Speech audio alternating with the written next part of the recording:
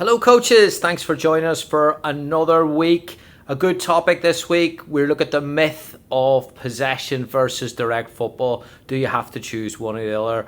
If you enjoy the video, please give it a like below, subscribe, and also check out the new Modern Soccer Coach ebook, 20 training sessions, full training sessions, attacking sessions, build up, warm up, final third play. You can get it on the link below. All right, let's look at the myth. So possession versus direct play, there is a myth that you have to choose one or the other. If you go direct early in your build-up, are you a direct coach? Are you a long ball coach? The good news is that it's not one or the other. You can be direct with your possession. In fact, most coaches today at the highest level have a preference to be more direct and more vertical with their possession than simply possessing the ball and keeping it for the sake of keeping it. Two big quotes that we're going to look at before we start. One from Pep Guardiola, an old one but a classic. My own view is that tiki-taka is not just about possession or short passing, but controlling the game. The intention is to not move the ball, rather to move the opposition. So it's not about completing passes, it's about moving the opposition in order to score goals. Manchester City's goal scoring record over the last 4 or 5 years has definitely proved that Pep Guardiola is about scoring goals alongside his possession rather than just using his possession to keep the ball for long periods of time. Jurgen Klopp has a similar quote. To me, it's not the possession that matters, it's what you do with it. The decision makes the difference, not necessarily the possession. That's what we're going to look at this week. Training exercises that look at getting more out of your possession. It's not just possession, it's what you do with it. That doesn't mean you don't need it, because you do. You need the ball in order to create those chances. And again, if you look at the data and you look at the stats, they would tell you Liverpool, Man City, all the top teams dominate possession and score goals. So we're going to look at this week is how to score goals alongside possession. So here's some exercises on the training ground that can help us do just that. So the first thing we're going to look at is moving away from a traditional possession game. So here would be an example of a traditional possession game. In this one, it's a 7v7, red v blue team, maybe 20, 30 yards by 30 yards. The objective is basically keep the ball and move the ball and circulate the ball in that area. Maybe you give points for completed passes. If the team wins the ball back, then the game continues and the roles just reverse. But if you do a lot of these games, are you communicating to your team that we're trying to score goals with our possession, or are you communicating to your team that we're just going to keep the ball for the sake of keeping it? So I think what we do on the training ground is always very, very important. In these videos we look at improving it, we look at maximizing the time we have with our players.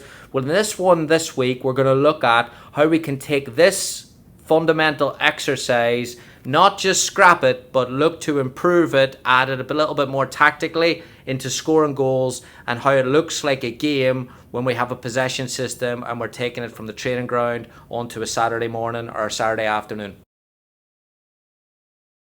So the first thing we're going to look at is a warm-up idea. Now, there are some people that would argue for opposed versus unopposed, that you shouldn't do any unopposed work, but then you've got coaches, Pep Guardiola as well, does a lot of unopposed patterns to goal and practicing different types of movement. How about we look at doing both and merging them both together for a warm-up? So this is a way of doing that. What we start with is two teams, one working on the left side, one working on the right side, and they're going to work a left side pattern and a right side pattern, and then you've got a goalkeeper serving at the top and obviously a goalkeeper at the bottom who's going to be called into action for the crossing and the finishing.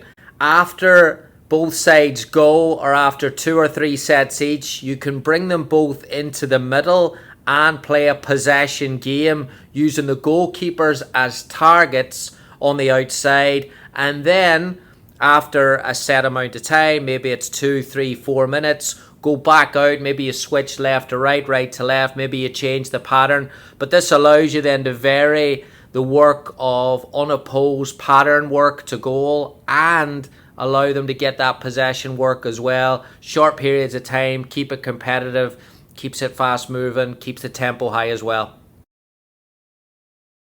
Another way of making your rondos or your possession games a little bit more game realistic in terms of getting them to goal and getting your players more repetition in front of goal is to make an outlet pass towards goal. So in this one here, we've got a 6v4 situation in a rondo. We've got two wide players in red. So after a set amount of passes, the red team can find the wide player. So 2, 3, 4 passes, they can go into the wide player, and then the wide player is limited to 2 touches, 1 to control, 1 to cross, and then that brings 3 players to finish it off. You also have the incentive of the blue team, the 4 players defending, that if they win the ball back, they can find an outlet ahead of them, which is a blue forward who's in front of a goalkeeper. Maybe you give them 2 touches to score.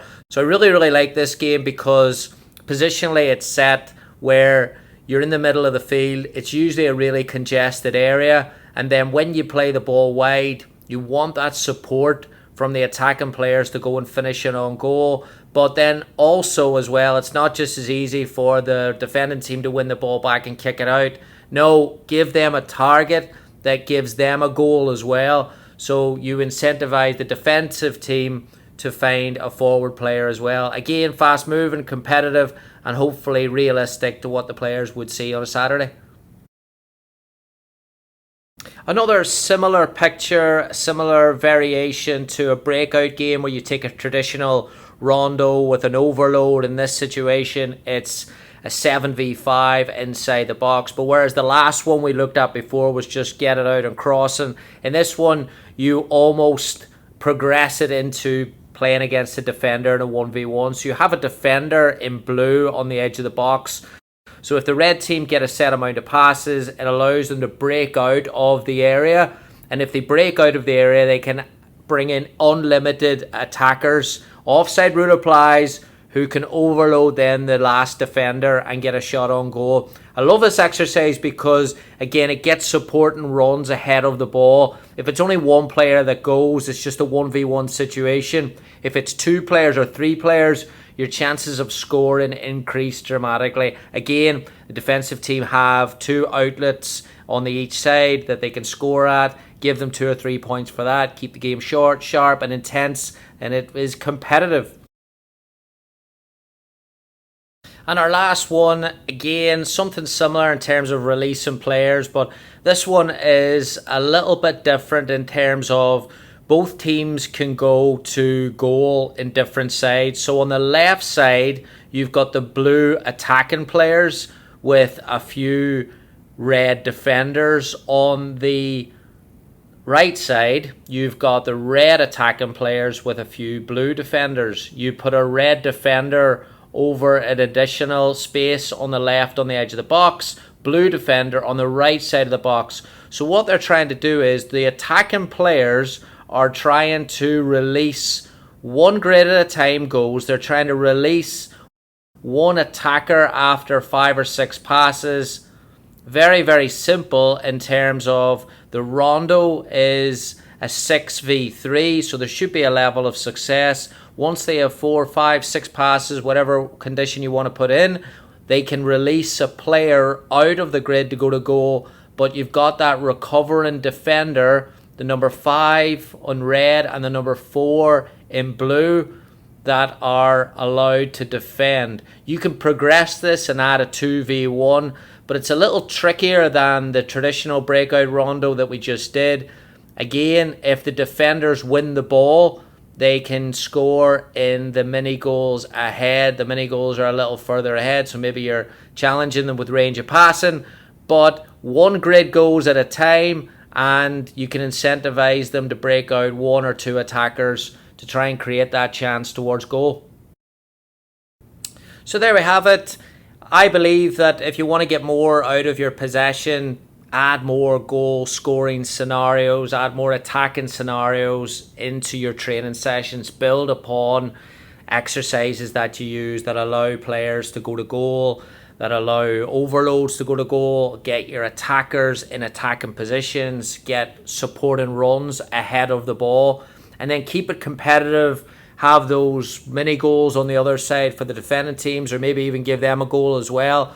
But basically, I would recommend that take away from a small situation, a 10 by 10, 20 by 20 area where they're just keeping the ball. Maybe you're using that as a warm-up exercise, or maybe it's part of their session to get going, but then progress it into going to goal. I think what you find is players enjoy going to goal. It engages more, it adds more competitiveness, and it also then gets you in more situations on a Saturday that you can look at and say, we worked on that during the week. The last thing I would say is, if you then start to change your exercises and modify your exercises, you can then look at putting it into more specifics into what you do with your game model. If you are a team that plays maybe in a diamond in the middle, then maybe it's about those central overloads. If you're 4-3-3 and you rely on your 7s, 11s to combine with outside backs, full backs, and your 2s and your 3s, then maybe you're looking at those patterns as well, and you're maybe looking at that last game where you're changing the angle of where the 1v1 comes from. So the more specific you can get, the more then you can reverse engineer a Saturday and then look at the exact same situations, putting your players in there on Tuesday, Wednesday, Thursday during those midweek training sessions. Then you've got a better chance of maybe engaging the player in a conversation. Hey, have you seen this situation before? And if you have, then you can talk about it during the week rather than maybe the pressure of a match day, and they can enjoy it a little more.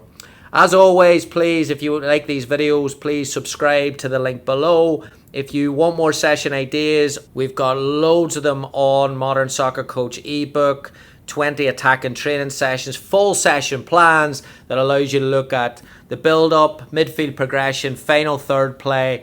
There's over 60 exercises in there. It's available on an ebook, so you can order it and get it right now. The link is below. Thanks always for your support. I will see you next week.